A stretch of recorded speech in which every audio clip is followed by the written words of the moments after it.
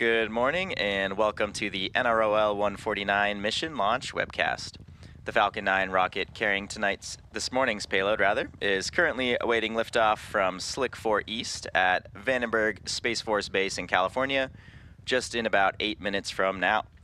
My name is Atticus Videra and I'm a propulsion engineer here at SpaceX. Today's mission carries a national security payload designed, built, and operated by the National Reconnaissance Office, or NRO. Today's mission will be SpaceX's 422nd overall launch, the 127th launch of 2024, as well as our 8th NRO launch on a Falcon 9 rocket.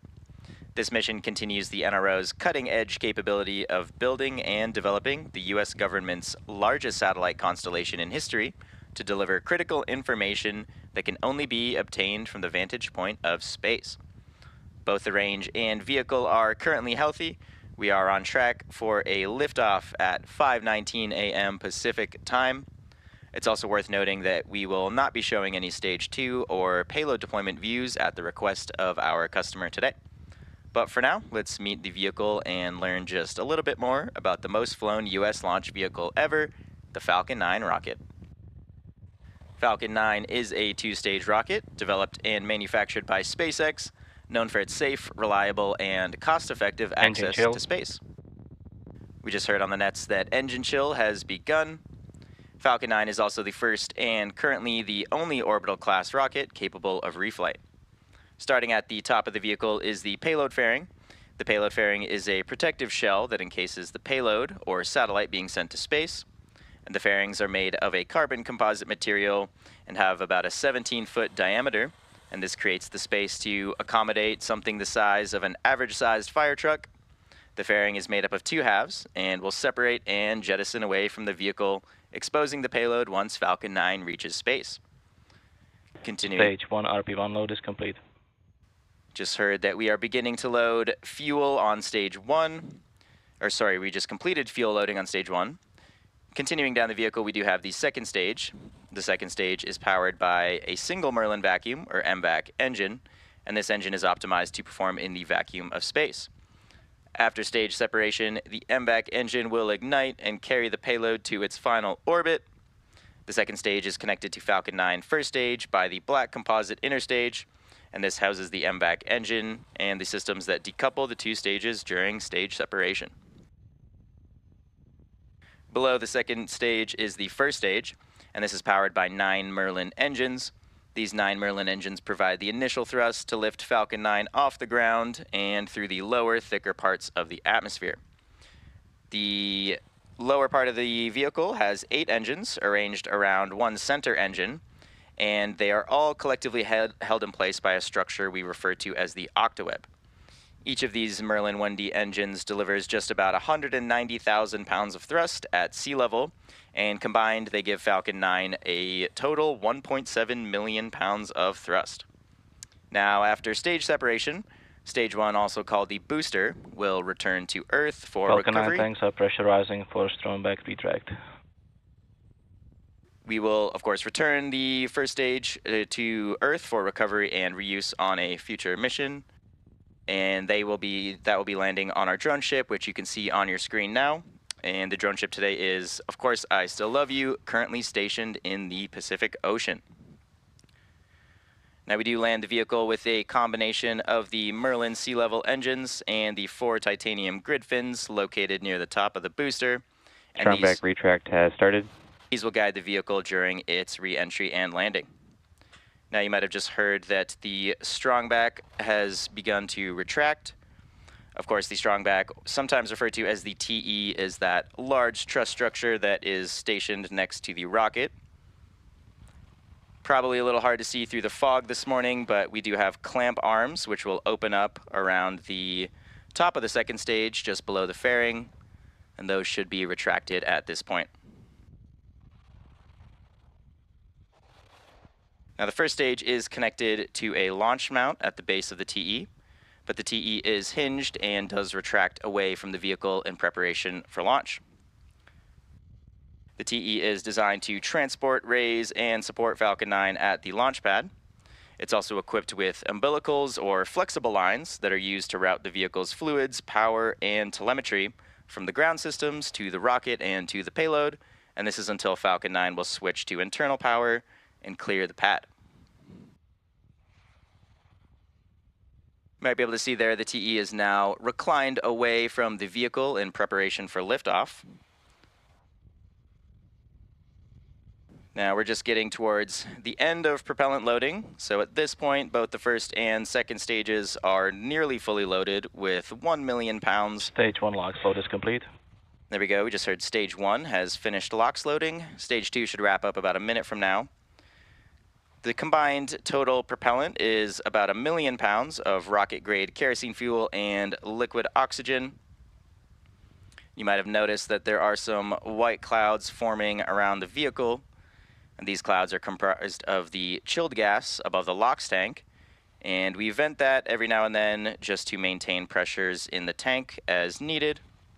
And that gas, of course, mixes with the warmer California air, and it does condense to form those clouds. So again, coming up on liquid oxygen loading completion on the second stage. Should be wrapping up in around 10 seconds.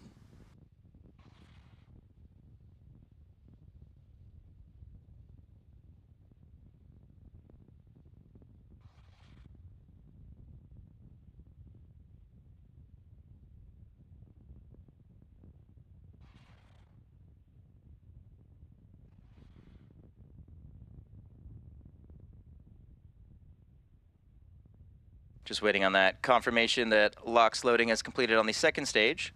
But after that point... Stage 2 LOX load is complete. There we go, we just heard that confirmation. So the next major milestone is, of course, the startup state of Falcon 9. And that should occur in around 30 seconds. And this means gas launch closeouts. This means that the rocket's internal flight computers have taken over the launch countdown. Following that, just inside of T-minus 2 seconds, we will light those M1D engines for liftoff. So far, the NRO payload continues to be healthy, and the Falcon 9 team is tracking no issues on the rocket.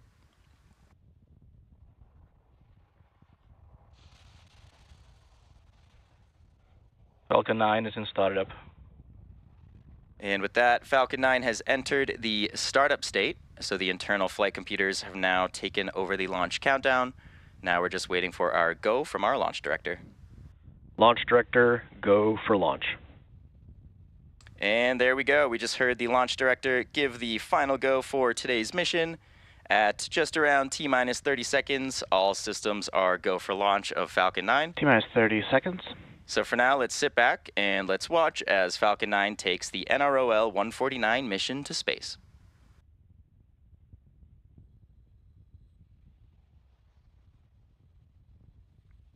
T-minus 15 seconds. T-minus 10, 9, 8, 7, 6, 5, 4, 3, 2, 1, ignition. And liftoff of Falcon 9. Go SpaceX, go NROL-149.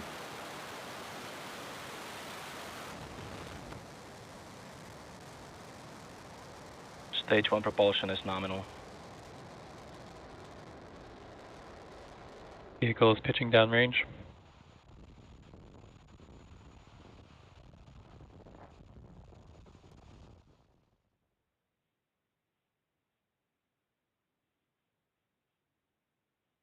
T plus 30 seconds into flight, Falcon 9 has successfully lifted off from Slick 4 East at Vandenberg Space Force Base in California at 5:19 a.m. Pacific time. Coming up shortly here, we will be Power and passing... telemetry are nominal. We will be passing through max Q, and this is the point in the mission profile where the vehicle experiences the greatest amount of aerodynamic Vehicle is stress. supersonic. Just ahead of max Q, we do throttle those M1D engines down.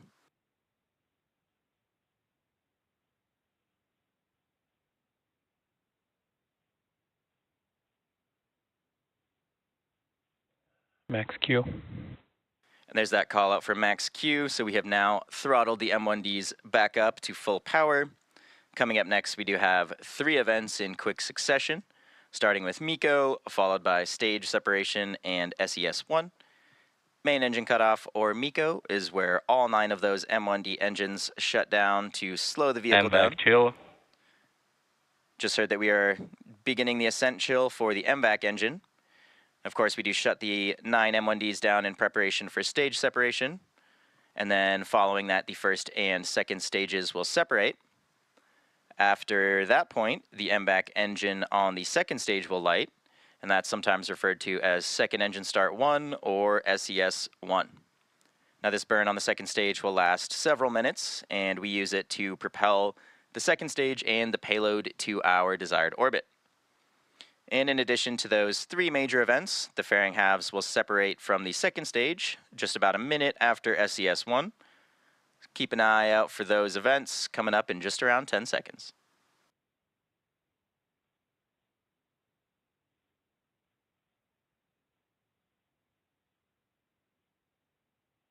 Main engine cutoff. Stage separation confirmed.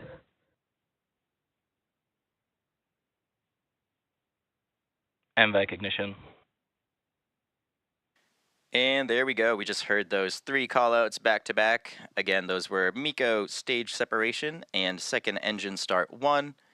And again, as a reminder, we will not have any second stage views or payload views today at the request of our customer. Coming up shortly, we should hear a call out for fairing separation.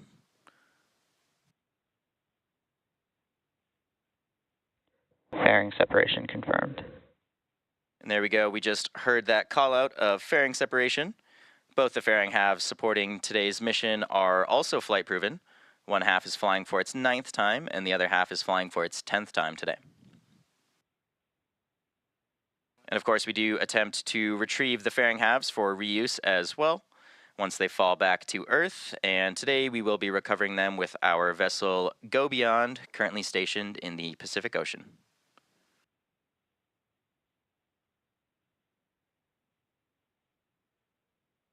We are just under T+4 minutes into today's mission. The next major milestone coming up in just over 2 minutes is the entry burn of the Falcon 9 booster as it continues its journey towards the Of Course I Still Love You drone ship, which is currently stationed in the Pacific Ocean as well. To start that entry burn, we do light 3 of the M1D engines. This is similar to pumping the brakes to slow down the vehicle, and this helps us to reduce the stresses as we re-enter the Earth's atmosphere. And this, of course, improves our ability to recover and reuse our first stages. Now, during this entry burn, Falcon 9 is decelerating by firing its Merlin engines, but it is still moving very fast. This causes the vehicle to fly through the exhaust gases of the Merlin engines, and this deposits a layer of soot on the vehicle's surface. Now that soot comes from the carbon-based fuel that Falcon 9 uses, and with each flight, that soot builds up just a little bit more on the outside of the vehicle. You can follow along the trajectory of the vehicle in the bottom left side of your screen. As you can see during this coast phase right now, we do just have a bit of a dark view from our cameras.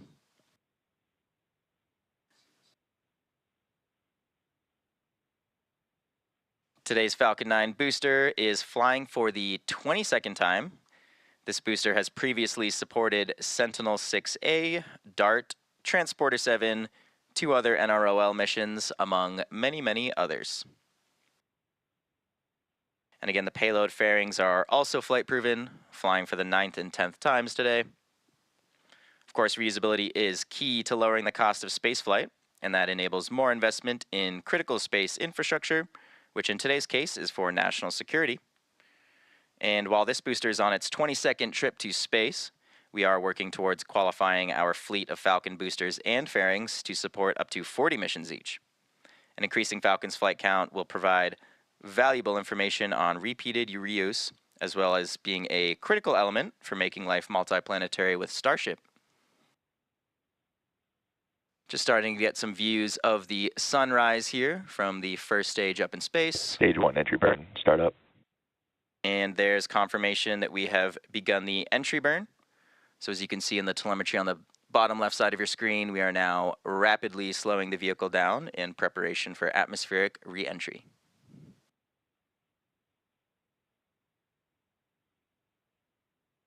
Stage 1, entry burn shutdown. There's confirmation of the end of entry burn. The Merlin engines on the first stage are optimized for sea level. They achieve just about 190,000 pounds of thrust. Coming up next, we do Stage have 1 FTS is saved. we do have the landing burn on the first stage in just about a minute from now. And this is the final burn the Falcon 9 booster undergoes, and this reduces just the remaining speed of the vehicle to allow for a soft touchdown on our drone ship.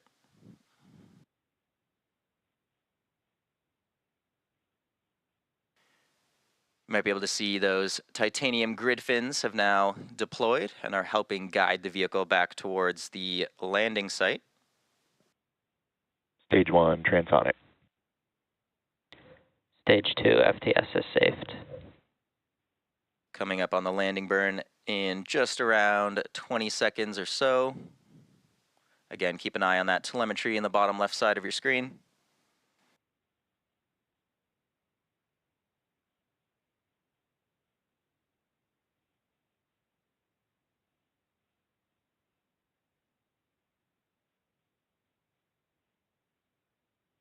Stage 1, landing burn. Stage 2 terminal guidance. And there we go. The landing burn has begun. We're now just waiting for Falcon 9 to land on Of Course I Still Love You in the Pacific Ocean, which you can now see there on your screen. Stage 1, landing leg deploy.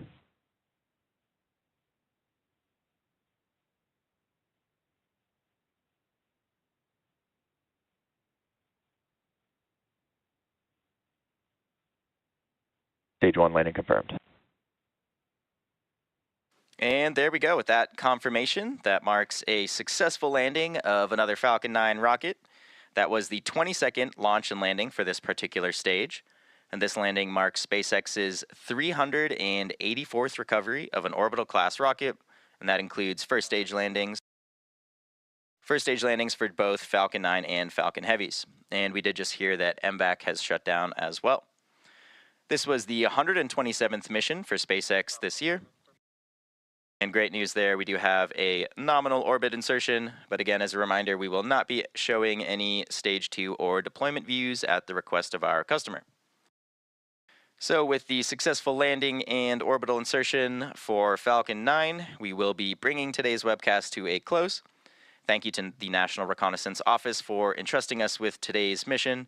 If you're interested in more launch coverage, please be sure to check out spacex.com/launches, as well as follow at SpaceX on X for the most up-to-date information. Thank you all so much for tuning in, and we'll see you again soon.